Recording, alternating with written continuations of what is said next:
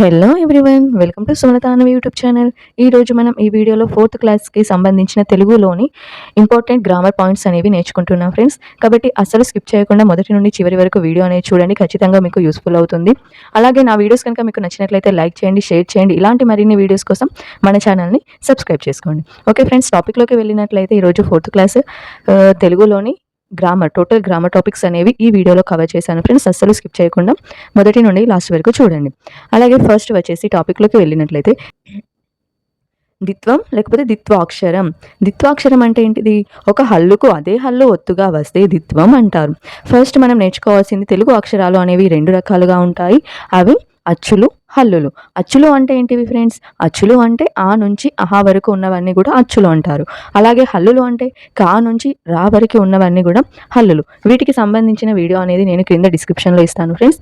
ఆ వీడియో చూడండి, ఖచ్చితంగా మీకు తెలుగులోని అక్షరాల గురించి మొత్తం ఒక ఐడియా అనేది వస్తుంది. ఓకేనా ఫ్రెండ్స్? చూడండి, ఇక్కడ దిత్వం, ఒక హల్లుకు అదే హల్లు ఒత్తుగా వస్తే దిత్వం అంటారు. హల్లు అంటే ఏమని చెప్పుకున్నాం ఫ్రెండ్స్? కా నుంచి రౌతి వరకు ఉన్నవన్నీ కూడా హల్లులు అని మనం నేర్చుకున్నాం. అయితే ఇక్కడ దిత్వం అంటే ఒక హల్లుకు అదే హల్లు ఒత్తుగా వస్తే దిత్వం అంటారు. ఒక హల్లు అనుకుందాం, మా అనేది ఒక హల్లు. మాకి మళ్ళీ మా ఒత్తే, ఈ మావొత్తే వచ్చి చేరితే ఇలాంటి అక్షరాన్ని ఏమంటామంటే దిత్వం అని అంటాం. ఏమంటాం? దిత్వాక్షరం అని అంటాం. ఉదాహరణకు చూసుకున్నట్లయితే అక్కలో కాకు అదే ఒత్తు కాగా వచ్చింది కాబట్టి ఈ అక్క అనేది ఏం అక్షరం అవుతుంది? దిత్వాక్షరం అవుతుంది. ఈ ఖా అనేది ఏమవుతుంది? దిత్వం అవుతుంది. ఈ మొత్తం కలిపితే దిత్వాక్షరం. ఈ ఖా అనేది ఏంటిది? దిత్వాక్షరం అవుతుంది. ఓకేనా ఫ్రెండ్స్? దిత్వం అంటే ఏంటిది? ఒక హల్లుకు అదే హల్లు ఒత్తుగా వస్తే దిత్వం అంటారు. ఫర్ ఎగ్జాంపుల్ వా తీసుకున్నాం. వాకి వావొత్తే వచ్చి చేరితే ఇలాంటి అక్షరాన్ని ఏమంటాం? దిత్వాక్షరం అంటాం. ఓకేనా? ఇక్కడ చూసుకున్నట్లయితే ఎగ్జాంపుల్స్ అగ్గి, అగ్గిలో గాకి మళ్ళీ గావొత్తే వచ్చింది కాబట్టి ఇది దిత్వాక్షరం. దువ్వెన, దువ్వెనలో వాకి వావొత్తు వచ్చింది. అత్తరు, తాకి తావొత్తు వచ్చింది కాబట్టి ఈ అత్తరులో తా అనేది దిత్వం. ఎద్దు, ఎద్దులో దాకి దావొత్తు వచ్చింది కాబట్టి ఇది దిత్వం. పప్పు, పప్పులో పాకి పావొత్తు వచ్చింది కాబట్టి ఇవన్నీ కూడా ఏంటి ఫ్రెండ్స్? దిత్వాక్షరాలు. దిత్వాక్షరాలు అంటే ఒక హల్లుకు మళ్ళీ అదే హల్లు ఒత్తుగా వచ్చి చేరేదాన్ని దిత్వాక్షరం అంటాం. ఫ్రెండ్స్, సంయుక్తాక్షరం, ఒక హల్లుకు వేరే హల్లు ఒత్తుగా వస్తే సంయుక్తాక్షరం అంటారు. ఇప్పుడు మా అనుకున్నాం, ఇక్కడ మాకి మావొత్తు వస్తేనేమో దిత్వాక్షరం. ఇదే మావొత్తుకి వేరే ఒత్తు రావొత్తు వచ్చింది అనుకో, ఇదేం అక్షరం అవుతుంది?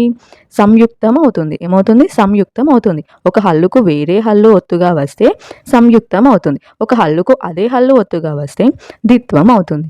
ఓకేనా ఫ్రెండ్స్? ఉదాహరణకు చూసుకున్నట్లయితే తర్కంలో రాకే వస్తుంది, ఇక్కడ కావత్తు అనేది వచ్చింది. అంటే రా అనేది ఒక హల్లు, కా అనేది ఒక హల్లుయే, కాకపోతే రాకి వేరే హల్లు యొక్క ఒత్తు అనేది వచ్చింది కాబట్టి ఈ కం అనేది ఏంటిది? కా అనేది ఒక సంయుక్తాక్షరం. తర్కం అనేది ఏంటిది? సంయుక్తాక్షరం. ఎందుకు? ఒక హల్లుకు వేరే హల్లు ఒత్తుగా వచ్చింది కాబట్టి తా అనేది ఒక సంయుక్తాక్షరం. ఉదాహరణకు చూసినట్లయితే పశ్చిమం, పశ్చిమంలో షాకి చావొత్తు వచ్చింది కాబట్టి ఇదేం అక్షరం? ఇదొక సంయుక్తాక్షరం. పల్చని, పల్చనిలో లాకి చావొత్తు వచ్చింది, ఇది సంయుక్తాక్షరం. స్నానం, స్నానంలో సాకి నావొత్తు వచ్చింది అంటే సా అనేది ఒక హల్లు, నావొత్తుకి సాకి ఏ ఒత్తు వచ్చింది? నావొత్తు. నా అనేది కూడా ఒక హల్లు కానీ ఒత్తు అనేది నావొత్తు వచ్చింది. సాకి నావొత్తు వచ్చి చేరడం వల్ల ఇది ఏ అక్షరం అయింది? సంయుక్తాక్షరం అయింది. వర్షం, రాకి షావొత్తు. ప్రయత్నం, ఇందులో ఎన్ని సంయుక్తాక్షరాలు ఉన్నాయి? నా చూడండి, పాకి రావత్తు వచ్చింది, అలాగే తాకి నావత్తు వచ్చింది. ప్రయత్నం అనేది ఏంటిది? ఒక సంయుక్తాక్షరం. ఓకేనా ఫ్రెండ్స్? దిత్వాక్షరం, సంయుక్తాక్షరం అర్థమైంది కదా? దిత్వం అంటే ఒక హల్లుకు అదే హల్లు ఒత్తుగా వస్తే దానిని దిత్వాక్షరం అంటారు. సంయుక్తాక్షరం అంటే ఒక హల్లుకు వేరే హల్లు ఒత్తుగా వచ్చి చేరితే వాటిని సంయుక్తాక్షరం అంటాం. ఉభయాక్షరాలు, ఉభయాక్షరాలు అంటే అరసున్న, సున్న, విసర్గలను ఉభయాక్షరాలు అంటాం. ఏంటివి? అరసున్న, సున్న, విసర్గలను మనం ఉభయాక్షరాలని అంటాం. ఈ అరసున్న పద్యాలలో ప్రాచీన గ్రంథాలలో కనిపిస్తుంది. అరసున్న అనేది మనం పద్యాలను చదువుతున్నప్పుడు కనిపిస్తుంది. అలాగే ప్రాచీన గ్రంథాలలో కూడా అరసున్న యొక్క వినియోగం అనేది ఉంది. అలాగే మనకు సున్నాలు అనేవి ఖచ్చితంగా కనిపిస్తాయి. అరసున్నాలు కూడా మనకు గమనించి ఉంటాం. ఒకవేళ ఒక అక్షరం పక్కకు సున్నా అని ఉన్నట్లయితే ఏం చదువుతాం? ఘం, గాకి సున్నిత ఘం, మాకి సున్నిత మం, ఈ విధంగా చదువుతాం. అలాగే ఒక అక్షరం పక్కకు విసర్గలు ఉన్నట్లయితే గహ, మహ, మహ, ఈ విధంగా మనం చదువుతాం. ఓకేనా ఫ్రెండ్స్. చూడండి మనకు ఈ చాకి ఇట్లా ఉంది కదా, జా రా లకు బదులుగా ఇప్పుడు చా జా రా అక్షరాలను రాస్తున్నారు. ఈ పదాలు, ఈ 3 పదాలు ఉన్నాయి కదా, ఇవి 3 అక్షరాలు, ఈ 3 అక్షరాలను ప్రస్తుతం వాడుకలో లేవు. ఈ అక్షరాలకు బదులుగా చా జా రా అనే అక్షరాలు ప్రస్తుతం రాస్తున్నారు. ఇక్కడ చూడండి, ఈ చలికి మనం ఈ చాకి ఎట్లా రాస్తున్నాం, చలి అని రాస్తున్నాం. చందమామ చందమామ, జల్లెడ జల్లెడ, జామ జామ, రంపం అంటే ఈ రాకు బదులు మనం ఏం యూజ్ చేస్తున్నాం, రా అనేది యూజ్ చేస్తున్నాం. రంకే రెక్క, ఇవన్నీ కూడా ఏంటివి, ఆ ఛా ఝా అరా ఉంది కదా, ఆ వాటికి బదులుగా మనం ఛా జా రా అనే అక్షరాలను మనం యూజ్ చేస్తున్నాం. నెక్స్ట్ ఫ్రెండ్స్, అల్పప్రాణ అక్షరాలు. అల్పప్రాణ అక్షరాలు, అక్షరాలు ఉన్నాయి కదా ఫ్రెండ్స్, అందులో అల్పప్రాణ అక్షరాలు. అల్పప్రాణ అక్షరాలు అంటే ఏంటిదో చూసుకుందాం. కా గా చా జా టా డా తా దా పా బా వంటి అక్షరాలను తేలికగా పలుకుతాం. అవును కదా, కా గా చా జా టా డా తా దా పా బా తేలికగా పలుకుతున్నాం. ఇలా తేలికగా పలికే అక్షరాలను అల్పప్రాణాక్షరాలు అంటారు. ఏంటిది అల్పప్రాణాక్షరాలు అంటే? తేలికగా పలికే పదాలను అల్పప్రాణాక్షరాలు అంటారు. అలాగే జట్కా లేని పదాలను అల్పప్రాణాక్షరాలు అంటారు. చూడండి ఇంకొకటి ఇక్కడ మహాప్రాణాక్షరాలు. మహాప్రాణాక్షరాలు ఘ ఘ ఛ ఝ ఠ ఢ ద ధ ఫ భ వంటి అక్షరాలను ఒత్తి పలుకుతున్నాం. ఇలా ఒత్తి పలికే అక్షరాలను ఏమంటాం? మహాప్రాణాక్షరాలు అంటాం. ఎక్కడైతే జట్కా ఉంటుందో అలాంటి పదాలను, అలాంటి అక్షరాలను మనం మహాప్రాణాక్షరాలు అంటాం. జట్కా లేని అక్షరాలను మనం అల్ప ప్రాణాక్షరాలు అంటాం. ఓకే ఫ్రెండ్స్, అల్ప ప్రాణాక్షరాలకు మహాప్రాణాక్షరాలకు డిఫరెన్స్ అనేది అర్థమైంది కదా. జట్కా ఉన్నట్లయితే మహాప్రాణాక్షరాలు, జట్కా లేనట్లయితే అల్ప ప్రాణాక్షరాలు. క్రింది పదాలలో అల్ప మహాప్రాణాక్షరాలను గుర్తించి రాయండి. అల్ప మహాప్రాణాక్షరాలను గుర్తించి రాయమన్నారు. ఫస్ట్ వన్ వచ్చేసి కంఠం. కంఠం అనేది ఏ అక్షరం? ఠం, ఠ అనేది ఒత్తి పలుకుతున్నాం కదా ఇక్కడ, కాబట్టి ఈ కంఠం అనేది మహాప్రాణాక్షరం. ఏమవుతుంది? మహాప్రాణాక్షరం. కంఠం మహాప్రాణాక్షరం. నెక్స్ట్ ఘనం. ఘనం అనేది ఏంటిది? ఘ అనేది ఒత్తి పలుకుతున్నాం, జట్కా ఉంది కదా, ఈ ఘనం అనేది మనకి ఘ అని ఒత్తి పలుకుతున్నాం కాబట్టి ఇది మహాప్రాణాక్షరం, ఘనం. నెక్స్ట్ జగం. ఈ జగంలో ఎలాంటి జట్కా పదాలు లేవు కాబట్టి జగం అనేది అల్ప ప్రాణాక్షరం. నెక్స్ట్ పదం. పదంలో ధాకి జట్కా అనేది ఉంది కాబట్టి ఇది మహాప్రాణాక్షరం. జషం. జషంలో కూడా జట్కా అనేది వచ్చింది కాబట్టి ఇది మహాప్రాణాక్షరం. నెక్స్ట్ సిక్స్త్ వన్ జడా. జడాలో ఎలాంటి జట్కాలు కూడా మనకు కనిపించలేవు కాబట్టి ఇది ఒక అల్ప ప్రాణాక్షరం, జడా. నెక్స్ట్ కలం. కలంలో మనం ఎలాంటి జట్కా పదాలు అనేవి చూస్తలేము కాబట్టి కలం అనేది ఒక అల్ప ప్రాణాక్షరం. నెక్స్ట్ ఫలం. ఫలంలో పాకి మనం జట్కా అనే చూస్తున్నాం కాబట్టి ఈ ఫలం అనేది మహాప్రాణాక్షరం. నెక్స్ట్ బలం. బలంలో ఎలాంటి జట్కాలు అనేవి లేవు కాబట్టి బలం అనేది ఒక మహాప్రాణాక్షరం. ఓకేనా ఫ్రెండ్స్, అల్ప ప్రాణాక్షరాలు మహాప్రాణాక్షరాలకు డిఫరెన్స్ అనేది అర్థమైంది కదా. అల్ప ప్రాణాక్షరాలు అంటే తేలికగా పలికేవి జట్కా లేని అక్షరాలను మనం అల్ప ప్రాణాక్షరాలు అంటాం. మహాప్రాణాక్షరాలు అంటే జట్కా ఉండే అక్షరాలను మనం మహాప్రాణాక్షరాలు, ఒత్తి పలికే వాటిని అన్ని కూడా మహాప్రాణాక్షరాలకి ఉదాహరణలు. ఓకే ఫ్రెండ్స్, నెక్స్ట్ నామవాచకాలు. నామవాచకాలు వ్యక్తుల, వస్తువుల, ప్రాంతాల పేర్లను తెలిపే వాటిని నామవాచకాలు అంటారు. నామవాచకాలు అంటే ఏంటిది? ఒక వస్తువు యొక్క పేరు కానీ, ఒక వ్యక్తి యొక్క పేరు కానీ, ప్రాంతాల పేర్లను కానీ తెలిపే వాటిని మనం నామవాచకాలు అంటాం. ఉదాహరణకు చూసుకున్నట్లయితే రాజు, కరీంనగర్, జామ, రఫీ, వరంగల్లు, బత్తాయి ఇవన్నీ కూడా ఏంటివి? నామవాచకాలు. దేనికి ఒకదానికి సంబంధించిన పేర్లకు సంబంధించినవి కాబట్టి ఈ పేర్లను ఏమంటామంటే నామవాచకాలు అని అంటాం. రాజు అనేది ఒక వ్యక్తి యొక్క పేరు, అలాగే రఫీ అనేది కూడా ఒక వ్యక్తి యొక్క పేరు. వ్యక్తుల యొక్క పేర్లను, అలాగే ఊర్ల యొక్క పేర్లను, ప్రాంతాలు, కరీంనగర్, వరంగల్ అనేది ఒక ప్రాంతం యొక్క పేరు, జామ, బత్తాయి అనేది ఒక వస్తువు, ఒక పండ్ల యొక్క పేర్లు. వీటన్నిటిని ఏమంటామంటే మనం నామవాచకాలు అంటాం. నెక్స్ట్ సర్వనామాలు. నామవాచకానికి బదులుగా వాడే పదాలను సర్వనామాలు అంటాం. ఏంటివి? ఈ యొక్క పేర్లకు బదులుగా వాడే వాటిని ఏమంటామంటే సర్వనామాలు అంటాం. నామవాచకాలు అంటే పేర్లే కదా, వ్యక్తుల యొక్క పేర్లు కానీ, వస్తువుల యొక్క పేర్లు కానీ, ప్రాంతాలకు సంబంధించిన పేర్లు కానీ, ఏ రకమైన పేర్లకు సంబంధించిన వాటిని అన్నిటిని కూడా మనం నామవాచకాలు అంటాం. ఆ నామవాచకాలకు బదులుగా వాడే వాటిని ఏమంటాం? సర్వనామాలు అంటాం. ఓకేనా? వాటికి ఉదాహరణలు చూద్దాం ఫ్రెండ్స్, మీకు ఈజీగా అర్థమవుతుంది. ఉదాహరణ, లక్షి తెలివైన బాలిక, ఆమె రోజు కథల పుస్తకాలు చదువుతుంది. ఇందులో మనకి నామవాచకం అంటే నామవాచకం ఏది ఫ్రెండ్స్? నామవాచకం అనేది లక్ష్మి అవుతుంది. ఎందుకంటే ఒక అమ్మాయి పేరు లక్ష్మి, లక్ష్మి ఏం చేస్తుంది? తెలివైన బాలిక. లక్ష్మి అనేది తెలివైన బాలిక. ఈ లక్ష్మి అనేది నామవాచకం. ఆమె రోజు కథల పుస్తకాలు చదువుతుంది. లక్ష్మికి బదులుగా మనం ఏం వాడాం ఇక్కడ?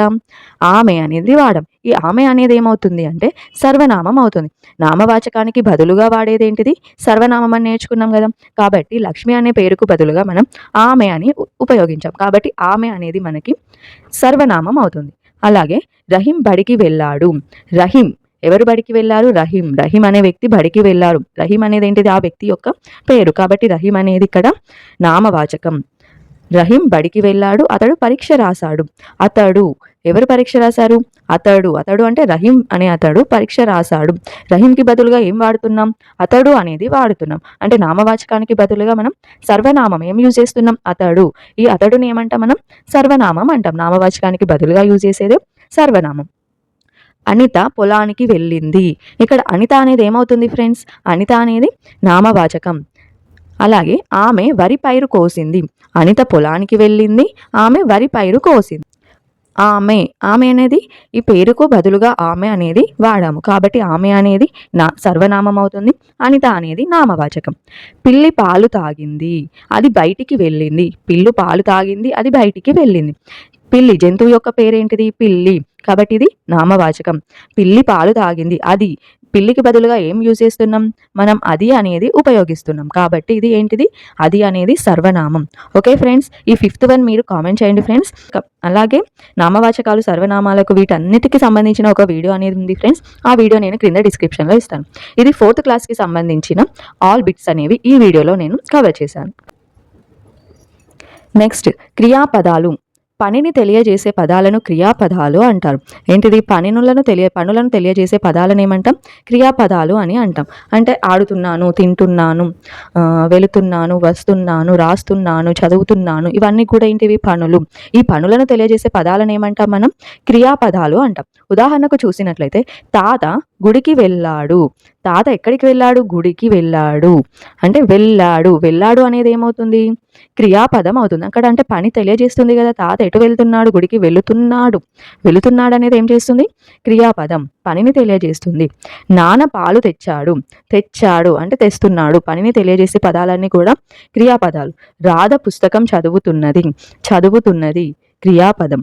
ఓకేనా ఫ్రెండ్స్? క్రియాపదం అంటే పనిని తెలియజేసే పదాలు క్రియాపదాలు. నెక్స్ట్, విశేషణం. గుణాలను తెలిపే పదాలను విశేషణములు అంటారు. విశేషణములు అంటే గుణాలను తెలియజేసే పదాలను విశేషణము అంటాం. ఉదాహరణకు చూసుకున్నట్లయితే ఏనుగు పెద్ద జంతువు. ఇక్కడ ఏనుగు అనేది ఏంటిది ఫ్రెండ్స్? ఏనుగు అనేది ఒక జంతువు యొక్క పేరు. కాబట్టి పేర్లను తెలియజేసేది ఏమవుతుంది? నామవాచకం. ఏంటిది? ఏనుగు అనేది నామవాచకం. ఏనుగు పెద్ద జంతువు. ఏనుగు యొక్క విశేషణం ఏంటిది? ఏనుగు అనేది పెద్దగా ఉంది. ఈ పెద్ద అనేది ఏమవుతుంది అంటే విశేషణం అవుతుంది. రేష్మ చక్కగా పాడుతుంది. ఎవరు పాడుతున్నారు? రేష్మ. రేష్మ అనేది ఏంటిది? ఒక వ్యక్తి యొక్క పేరు. రేష్మ అనేది నామవాచకం. వ్యక్తి యొక్క పేర్లను, దేని యొక్క పేర్లను కానీ ఏమంటాం మనం? నామవాచకాలు అంటాం. రేష్మ అనేది నామవాచకం. రేష్మ ఎలా పాడుతుంది? చక్కగా పాడుతుంది. ఈ చక్కగా అనేది ఒక గుణమును తెలియజేస్తుంది. కాబట్టి చక్కగా అనేది విశేషణం. అత్తరు వాసన మంచిగా ఉంటుంది. మంచిగా దాని యొక్క గుణాన్ని తెలియజేస్తుంది. అత్తరు యొక్క గుణాన్ని తెలియజేస్తుంది. కాబట్టి ఇదేంటిది? మంచిగా అనేది విశేషణం. ఉదాహరణకు అందంగా, ఎర్రని, చేదుగా, మంచి, చక్కగా అనేవి ఏంటివి? మొదలగునవన్నీ కూడా విశేషణము. గుణాలను తెలిపే వాటిని విశేషణములు అంటారు. ఓకేనా ఫ్రెండ్స్? నెక్స్ట్, అవ్యయము. లింగ వచన విభక్తి లేనిది అవ్యయము. ఏంటిది? లింగ వచన విభక్తులు లేనివి ఏంటివి? అవ్యయములు. ఉదాహరణకు ఆహా, అయ్యో, ఔరా, భల, చేసి, చూసి, చేయక, ప్రతి, అను, ఆహా ఇవన్నీ కూడా అవ్యయములు. ఉదాహరణకు చూసినట్లయితే ప్రతి దినం నేను వ్యాయామం చేస్తాను. ఈ ప్రతి అనేది ఏంటిది? అవ్యయము. అంటే లింగ వచన విభక్తులు అనేవి లేనివి ఏమవుతాయి? అవ్యయములు. తల్లి తన పిల్లల్ని అనుక్షణం కంటికి రెప్పలా కాపాడుతుంది. ఇక్కడ తన అనేది ఏమవుతుంది? అవ్యయమము. లింగవచన విభక్తులు లేనివి ఏమవుతాయి? అవ్యయములు అవుతాయి. వాక్యాంత బిందువు. వాక్యాంత బిందువు ఈ విధంగా ఉంటుంది. ఇలాంటి చుక్కను వాక్యాంత బిందువు అంటారు. ఈ వాక్యాంత బిందువుని ఫుల్ స్టాప్ అని అంటారు. ఒక వాక్యం అనేది అంతమైంది అనేది ఏ విధంగా తెలుస్తుంది? ఈ బిందువు ఉన్నట్లయితే ఆ వాక్యం అనేది ఆ వాక్యం అనేది పూర్తి అయినట్లుగా మనకు తెలుస్తుంది. దానిని ఏమంటాం? వాక్యాంత బిందువు ఫుల్ స్టాప్ అని అంటాం. ఉదాహరణకు పూజిత, రోజీ ఈక్వల్ పరుగు పరుగున బస్సు దగ్గరకు వచ్చారు. తర్వాత ఏముంది? పులి స్టాప్. ఈ పులి స్టాప్ని ఏమంటాం? వాక్యాంత బిందువు అంటాం. అంటే ఇక్కడికి ఆ సెంటెన్స్ అనేది కంప్లీట్ అయిపోయింది కాబట్టి మనం ఈ బిందువును ఉపయోగిస్తాం. పై వాక్యంలో కామ, దీన్ని ఏమని చదువుతాం? కామ గుర్తు పేర్ల మధ్య ఉన్నది. వాక్యంలో స్వల్పంగా విరామం ఇచ్చే చోట ఈ యొక్క కామ గుర్తును స్వల్ప విరామ చిహ్నం అంటాం. దీనిని ఏమంటాం? స్వల్ప విరామ చిహ్నం అంటాం. దానిని ఎప్పుడు యూజ్ చేస్తామంటే వాక్యంలో చిన్నగా విరామం ఇచ్చేటప్పుడు మనం ఈ యొక్క బిందువు అనేది యూజ్ చేస్తాం. దీనిని కామ అని అంటాం. వాక్యం మొత్తం పూర్తయినాక పులి స్టాప్ని యూజ్ చేస్తాం. నెక్స్ట్ ప్రశ్నార్థక వాక్యాలు. ప్రశ్నార్థక వాక్యాలు దీని యొక్క గుర్తు అనేది ఈ విధంగా ఉంటుంది ఫ్రెండ్స్. దీనిని ఏమంటాం మనం? ప్రశ్నార్థక చిహ్నం అని అంటాం. వాక్యాలకు చివరన ఉంటే ఆ వాక్యం ప్రశ్నార్థక వాక్యం అవుతుంది. ఈ చిహ్నం అనేది వాక్యం యొక్క చివరలో ఉంటే ఆ వాక్యం అనేది ఏమవుతుంది? ప్రశ్నార్థక వాక్యం అనేది అవుతుంది. ఓకేనా? ఉదాహరణకు చూసుకున్నట్లయితే ఎవరు బాబు నీవు, ఎవరు బాబు నీవు లాస్ట్కి ఏముంది? ప్రశ్నార్థక చిహ్నం ఉంది కాబట్టి ఇది అనేది ఏమవుతుంది? ప్రశ్నార్థక వాక్యం అనేది అవుతుంది.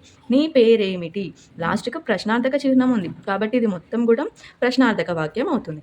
ఎవరింటికి పోవాలే, ఎవరింటికి పోవాలే అని లాస్ట్కి ఏముంది? ప్రశ్నార్థక చిహ్నం ఉంది కాబట్టి ఇది ప్రశ్నార్థక వాక్యం అవుతుంది. ఓకేనా ఫ్రెండ్స్? వాక్యాంత బిందువు అంటే పులి స్టాప్. వాక్యం మొత్తం కంప్లీట్ అయినాక వాడేది పులి స్టాప్. కామ అనేది ఎప్పుడు ఉపయోగిస్తామంటే కొన్ని స్వల్ప విరామం ఇచ్చే చోట కామాలు అనేది ఉపయోగిస్తాం. అలాగే ప్రశ్నార్థక వాక్యం అంటే ఈ చిహ్నం అనేది లాస్ట్లో కనిపించినట్లయితే దానిని ప్రశ్నార్థక వాక్యం అని అంటాం. ఈ 4th క్లాస్లోకి సంబంధించిన ఇంపార్టెంట్ గ్రామర్ పాయింట్స్లో లాస్ట్ పాయింట్ ఆశ్చర్యార్థక చిహ్నం. ఆశ్చర్యార్థక చిహ్నం దీనిని ఏమంటాం మనం? ఆశ్చర్యార్థక చిహ్నం అంటాం. ఈ గుర్తు చివర గల వాక్యాలను ఆశ్చర్యార్థక వాక్యాలు అంటారు. ఏమంటారు? ఆశ్చర్యార్థక వాక్యాలు. సంబోధన, ఆశ్చర్యం, సంతోషం, భయం మొదలైన భావాలను తెలిపే పదాల తర్వాత ఈ యొక్క గుర్తును ఉపయోగిస్తాం. ఆ గుర్తు ఉంటే ఆ వాక్యం ఏమవుతుంది? ఆశ్చర్యార్థక వాక్యం అవుతుంది.